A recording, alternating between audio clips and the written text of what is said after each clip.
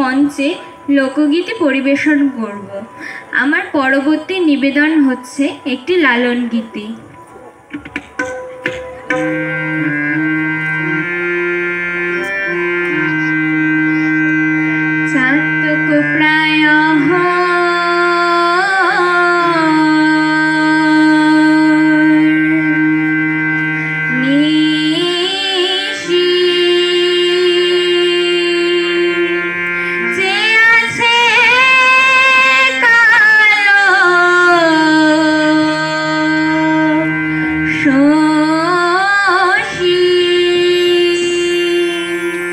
হব বলে হায় হায় হব বলে চরণ দাসী, হব বলে চরণ দাসী।